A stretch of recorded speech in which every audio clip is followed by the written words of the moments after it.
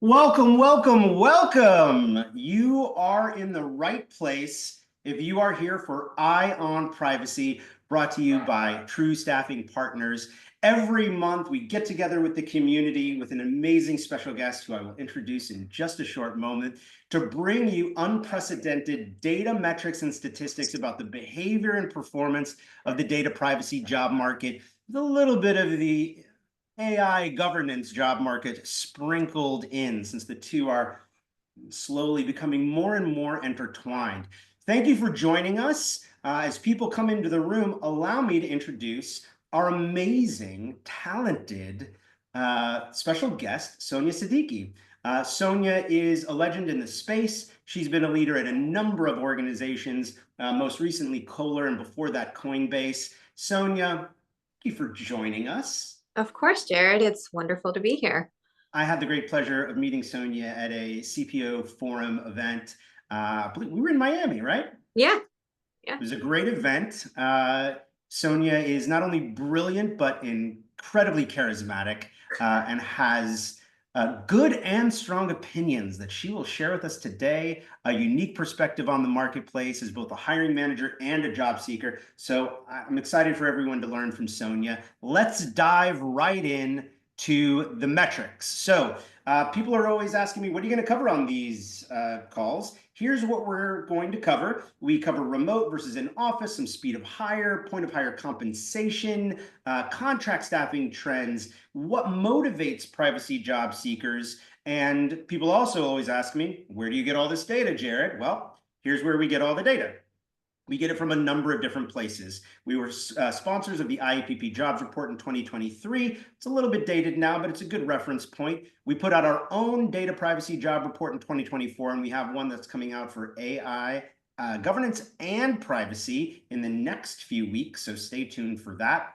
We have over 35,000 job seekers in data privacy and AI governance that we are in all sorts of ongoing conversations with. In 2024, over 7,500 plus inbound privacy and AIG applicants, and we personally represented north of 3,100 people by sending their resumes, unique individual human beings on different job opportunities. We use a lot of LinkedIn insights to gather more publicly available information as it relates to privacy jobs, and we're in ongoing conversations with hiring managers, the likes of CPOs, in over 250 plus organizations around the world.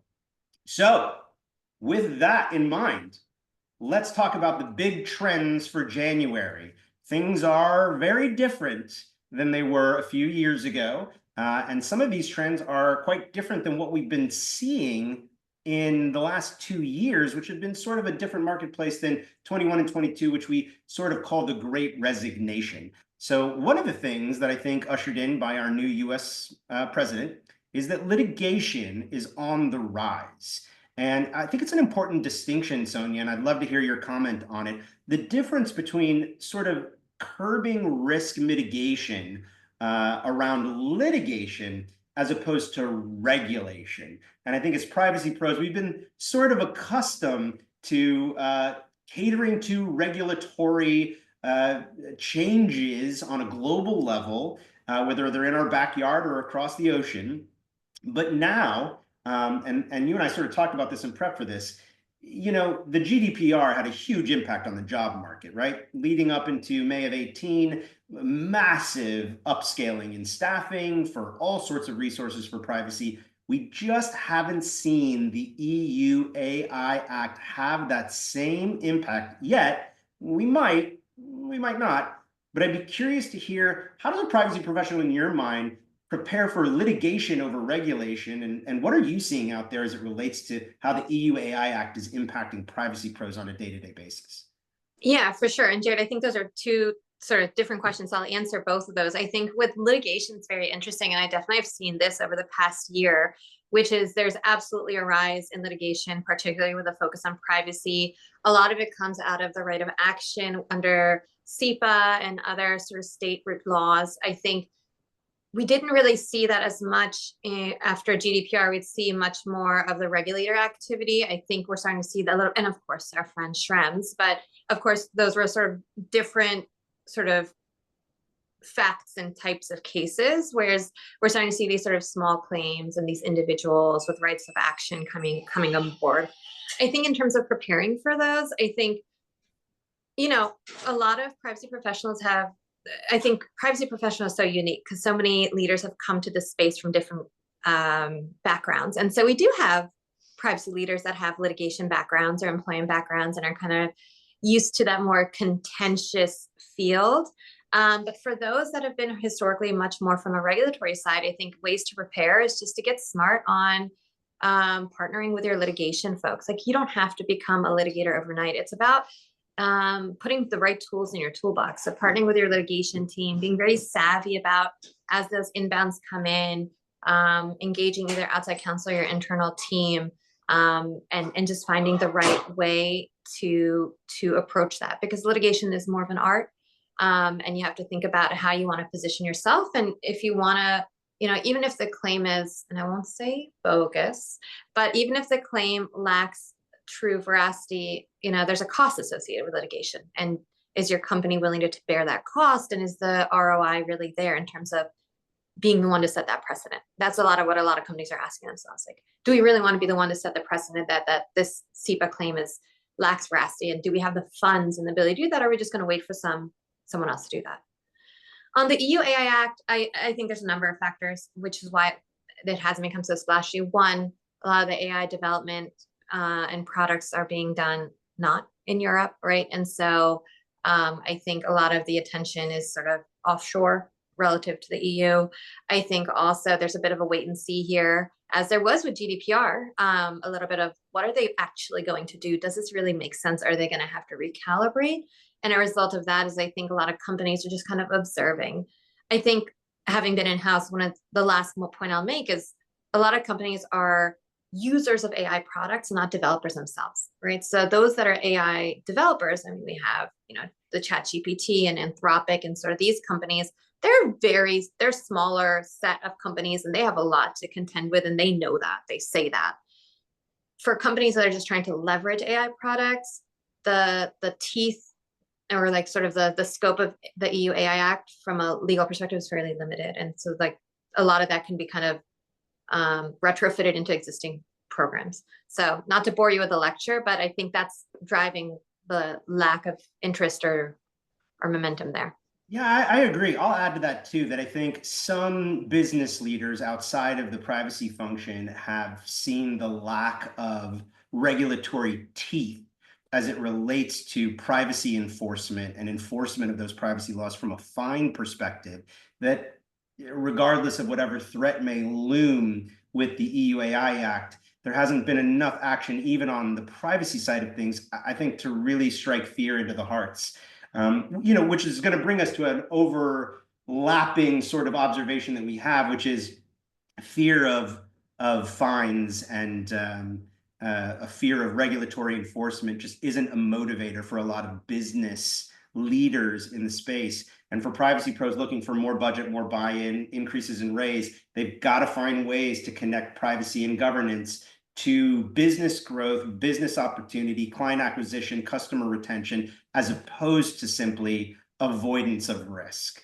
And that's a shift for a lot of privacy pros who have lived almost holistically in compliance. And making that shift can be a challenging. Yeah, and I think it can be summed up as kind of driving that shift from risk of fines and reputational harm to consumer trust. We hear it all the time in the AI world, and that's, and this is for another day, but that's how we're going to have to start contextualizing. Agreed. All right, let's talk about contract augmentation is now the fastest path to employment and data privacy. We have seen more jobs being posted, and we'll go over what those metrics are in just a minute. But the reality is we're seeing a lot more things advertised than we are actually being filled. There's a lot of shopping going on right now, and not nearly as much hiring proportional to the amount of shopping. And the timeline to hire in privacy is extending. But not in the contract augmentation space. Contractors are going on and off the market through TRU in less than 2 business weeks. So if you're looking for quick employment, the fastest way to get it is probably on a contract. And we're going to show you metrics on just how much contract augmentation we're witnessing happening in the market in the month of January. Consulting firms, we're seeing an uptick. Consulting firms have been pretty dead in terms of growth and in terms of hiring for the last couple of years. We are seeing a nice uptick in terms of demand from consulting firms. I think part of that is companies are not able to get the headcount that they need to augment their staff internally. And so for certain tasks, sometimes the more progressive ones, they are starting to lean back into consulting firms, which is a good thing for consulting firms. AI governance jobs remain scarce and inadequately priced to attract desired caliber of talent. So what we're finding is we go through, typically at TRU, we have an 87% success rate of candidates we send in the first wave of resumes to a client for a new job order, regardless of what the vertical is. Someone in that first heat usually winds up getting the job 87% of the time. We're starting to see that drop down as low as 50 or less when it comes to AI governance jobs. And that's because they're going through a first heat or a second heat and either realizing, oh man, we've got to raise our price to get the caliber we want, or we've got to lower our expectation in order to meet the budget that we've been given to hire these roles. And we're going to break down for everybody exactly what those delimiters are in terms of compensation disparity. Opportunism has now entered the top 5 from a job seeker motivation list, which is a big shift, meaning there are a lot of passive job seekers out there who are very willing to take calls and very open-minded to hear what's out there. That doesn't necessarily mean they're switching jobs, but they're much more willing to listen and hear what's available and are curious about what's available. Whereas in the last 2 years, 23 and 24, we've seen a lot more people just holding the line and staying in their current positions. And finally, corporate privacy pros are turning to the AM law for employment. I'm curious if you've seen this, Sonia. You know, a lot of people in privacy, it can be a pretty 50-50 bag of, are they lawyers? Are they not lawyers? Should they be a lawyer? Should it be a job that requires a JD or not? But what we're seeing is because of the lack of opportunity relative to 2021 and 2022 for privacy pros, we're seeing a lot of these people who are lawyers moving into the AM Law 200. Those are the top 200 law firms here in the United States. And they're all the same law firms that are huge globally and internationally. What are you seeing there? Are you seeing a lot more attorneys saying my career might be better suited being on the outside? I'm seeing it much more at the higher years of experience level, for sure. And I think it's speaking to sort of the fewer opportunities in-house for the more senior roles. I think that having come from sort of that great resignation period, whatever we want to call it, but the point is the salaries were very high during that time for a lot of industries, just kind of across the board. And cyber has long been touted, at least for the past 10 years, as a very lucrative place to build a career. As we start to see some of that compensation flatten out, I think a lot of mid to senior level of folks are finding that they can accelerate their compensation and drive value by going to AmLaw, and AmLaw is seeking that level of experience. And so I have seen leaders move from in-house, very nice tech roles back, either boomeranging back to the firms that they came from or going into AmLaw as just another net new opportunity. And it's a mutually beneficial relationship. The law firms get to say, we have so-and-so from so-and-so company, and right, the individual gets to provide their expertise in a way, in a broader market, in a way that's much more beneficial. Not to go too deep on this next comment, but what we're also seeing is those individuals are also revenue generators and driving net new business for these law firms. Whereas in the past, I think there's been a lot of brand loyalty.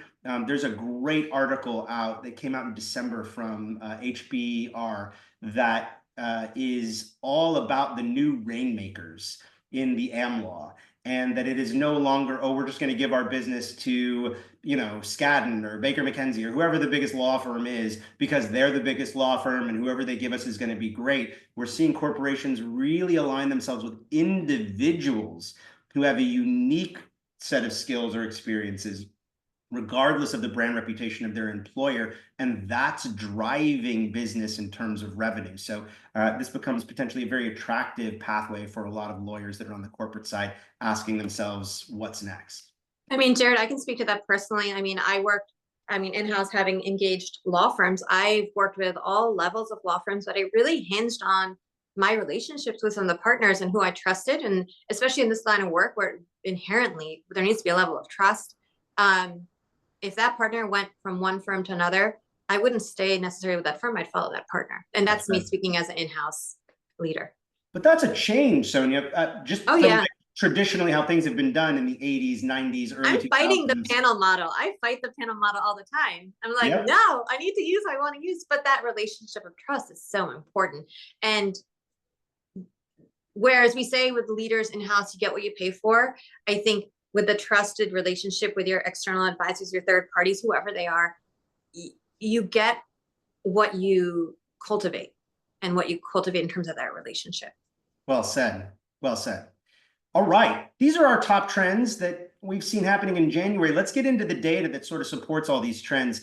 TRU pretty rigorously tracks all the job postings related to privacy. And as you could see in 2022, which is what we define as the peak of the Great Resignation, we've now been able to cultivate totals, and we've sort of tried to deduplicate anything we think are the same job in multiple cities, or the same job that was taken down and then reposted. But all in all, we found 44,000 plus unique jobs for data privacy professionals posted in 2022. Now, that has a lot to do with just the amount of turnover that was happening and the need to replace exiting employees at the peak of the post-COVID recovery. And to your point earlier, salaries during this year for professionals in privacy who had between 4 and 10 plus years experience jumped between 20 and 40% on the base. So the best time to make a job move in data privacy was in late 2021 and most of 2022 up until Q4 when Zuckerberg fired 10,000 people, and then we thought we were going to go into a recession, which we didn't, but the job market for privacy certainly did. And the next two metrics show you just how much of a recession we went into.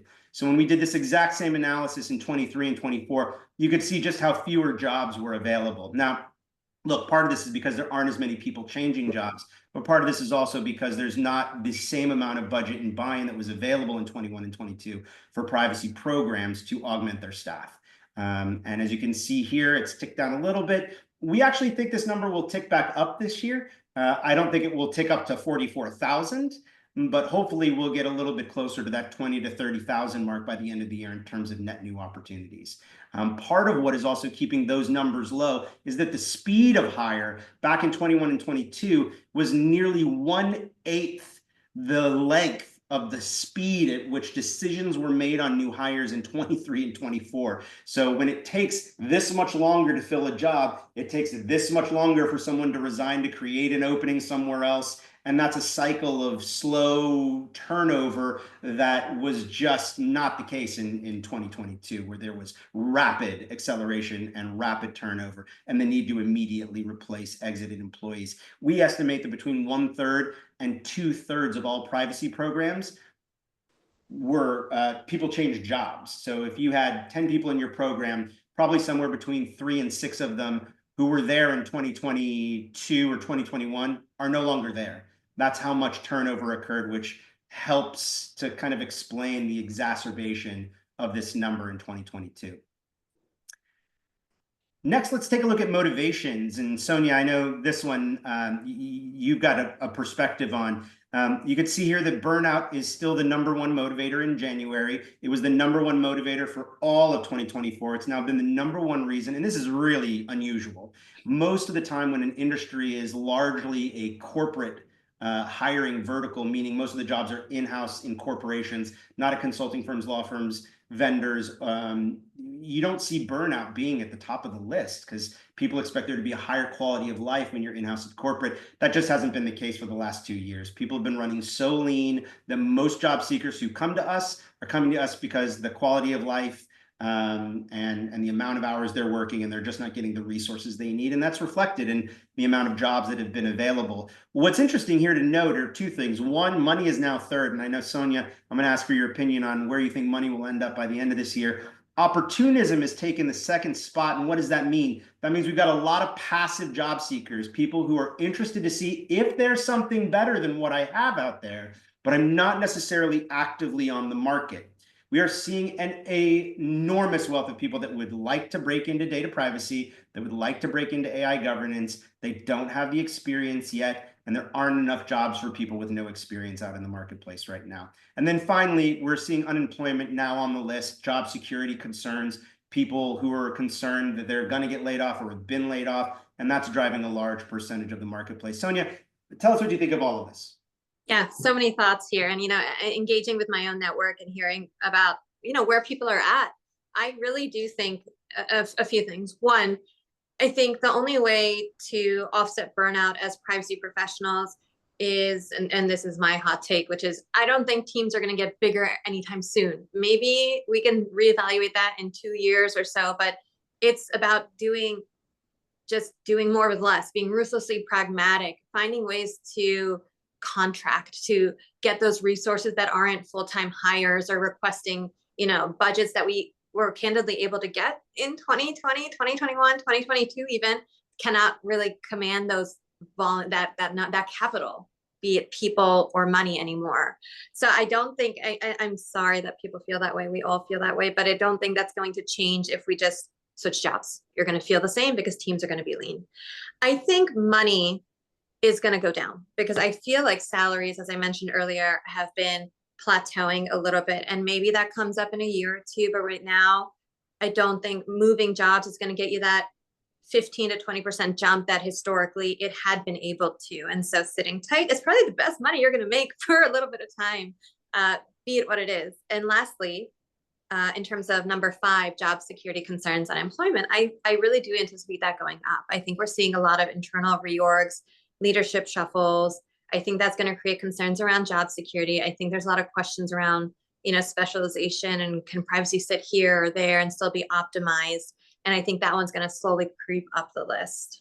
One of the things we've seen too that's contributing to number 5 is this year we're moving into a much more robust and welcoming mergers and acquisition climate in corporate America, Europe, and beyond.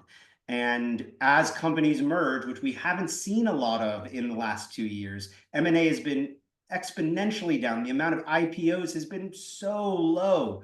But as that increases and we see more IPO and we see more M&A, that's going to mean more duplicativeness of roles, particularly in compliance-oriented positions, and we are seeing that lead to some layoffs. I will and say I'm also curious on Jared, I'm also curious on the future of regulation full stop, right? Like, will there, an environment with less regulation, does that drive number 5 up? And that's a question that remains to be answered. Well, let's hope not, because let's hope privacy pros and governance pros are finding ways to have an impact on the business that isn't exclusive to compliance, because that's how they're going to get budget. That's how they're going to get buy-in. Now, I will say this, you're right. Contract staffing is going to be a key way that people augment their programs. And the guidance I give to people who find themselves in number 4, transitioning or trying to transition, is you may not find something that's 100% a transition. You may need to look for an opportunity where 20% of your job is privacy, or you at least have a segment that's AI governance, and then that gets you a foot in the door to start contributing to those tasks and building a resume and building an experience set, as opposed to waiting around for somebody to give you an opportunity for a set of skills and experiences that you really don't yet have. And I give this guidance to literally hundreds of people at big IAPP events who come there thinking they're going to find a job when they come to an IAPP event. And we struggle to get people that don't have experienced jobs. Right now, the jobs that are out there are for experienced talent. So even if your experience is fractional, that's better than educational, at least purely educational, right? All right, we've got a few more minutes, so let's go through a little bit more of this data. Compensation benchmarks. We tried to break it down by industries, really to show you a couple of different ranges. But the bottom line here is that Sonia is right. These numbers haven't changed in nearly 13 months. Now, we are starting to see the people accept jobs are at the higher ends of these ranges, but aren't necessarily breaking the glass ceiling and now moving the whole range of that vertical up to the next level, whereas we did see that in 21 and 22 to the tune of 20 to 40% increases in comp. These dotted lines here are indicators of where we believe in the next 3 to 6 months we will start to see some vertical acceleration. This is where the demand is, which is what we call middle market job opportunity, as opposed to entry level, transitioning, breaking in, or executive level CPOs, practicing attorneys, and the like. Next, AI governance salaries. Now, what's different about the data we just showed you versus this data is this is based on advertising, right? I'll be candid. We're not placing hundreds of people in AI governance jobs yet. We are placing hundreds of people in privacy jobs a year, so we can get really good data out of what those people are accepting at the point of hire, which is the data you just saw. This data is what's being advertised. Now, what's most interesting about this data, MT, hit it, is this animation. The median of these salaries is so much closer to the minimum than it is the maximum that it has become difficult for hiring managers to attract privacy talent who often have the skills they want for AI governance roles to leave privacy and be in an exclusive AI governance job. And when we put these salaries, the medians, up against what we're seeing for the medians of actual jobs accepted for privacy exclusive positions versus AI governance exclusive positions, you could see what a disparity it is. In the very middle at that manager level, not much. As soon as you start going in either direction, though, either for less experience or more experience, the disparity is astronomical, particularly at the executive level, almost a 50% disparity at program directors or CPOs or AI governance officers or whatever they're being called. They're not always being called that.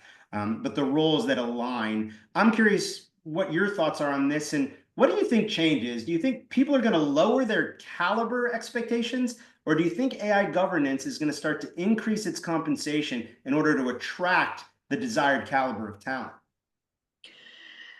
Look, I say this about privacy. I'll say this about AI governance. I think there's an element of you get what you pay for, right? And so I think what we're going to see is and I think, Jared, you certainly are seeing this in privacy as well. Like, as people get placed in these roles at these compensation levels, companies may start to see that these aren't necessarily the right fits, because commanding more experience naturally would command a different level of compensation. And they're going to have to revisit and churn and put out a different level role for these roles. We saw it in privacy. We are seeing it in privacy right now, I would say. And I think we're going to see it with AI. Yeah, I agree 100%. Honestly, I thought the market would be leaning into full-time hires for AI governance, but they're just not getting the people they want at the caliber they want. So they are turning to contracting. So I think you're going to see a lot of contract opportunities in AI governance. A lot of them are going to be fractional, because a lot of these governance leaders who are dual privacy leaders leading bifurcated programs or seemingly integrated programs or desired to be integrated programs are saying, listen, I'd rather have somebody for 20 hours a week who is a much more sophisticated caliber of talent than to have somebody at 40 hours a week that is not going to be able to help us move the needle with our program. And that is not what we expected to happen. So I do think there'll be a lot of executive or senior level consulting and contract opportunities. But to your point also, Sonia, we're seeing on the privacy side, a lot of people who had a very low ceiling for what they could spend on contractors, and they're not happy with the people they hired, and now they're getting the budget to level up what they can pay to get a higher caliber person on a contract. So you're going to see some rotation of contractors as companies level up, now that they can point to an example as opposed to a hypothetical in terms of the caliber of talent they're getting to support the program. And Jared, that's not a bad thing at all. Like, I think it's such a great opportunity, and that fractional experience is really helpful, especially for senior folks that are looking to just kind of figure out their next move. Doing a lot of that contract work, getting that really solid experience and kind of having it on your terms is helpful.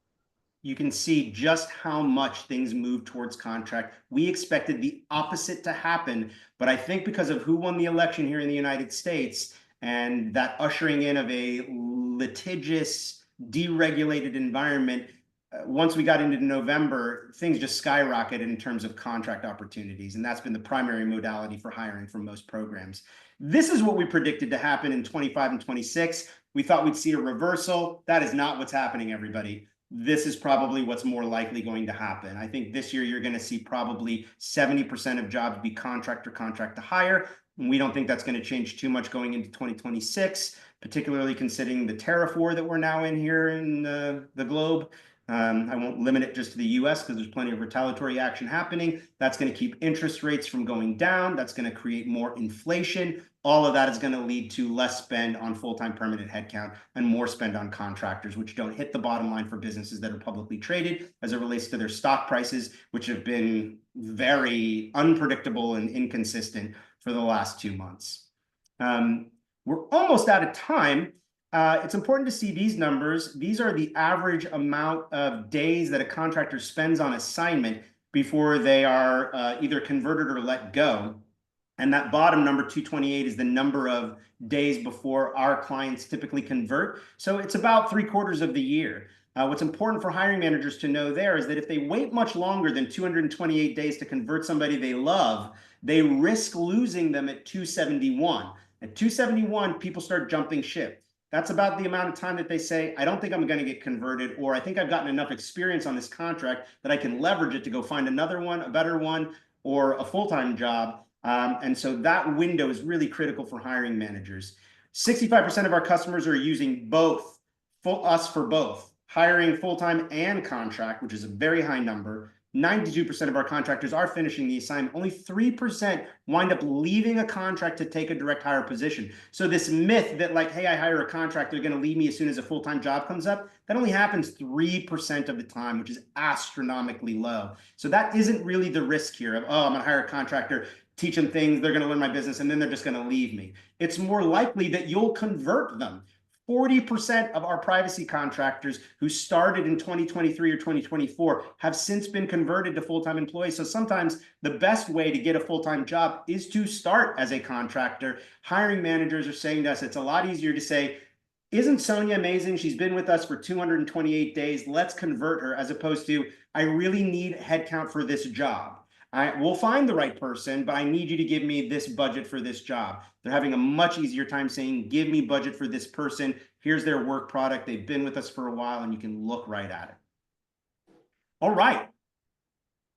Next month, we're going to have the amazing Omar Tene. He is just incredible. He's with the IAPP for a while. Now he's a good one, a great example of one of those lawyers who went in-house to the AmLaw. Sonia, I want to give you some final thoughts.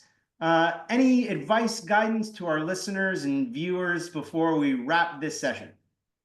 Yeah, I think, I think exploring contracting is just such an interesting opportunity. I think it's something I personally hadn't thought of for a long time. And I think the sooner you start exploring that as a creative way for you to get good experience, the more beneficial it will be to you, especially in a market like this. But I think it also presents great opportunity in a market like this. So, and thank you, Jared, for having me.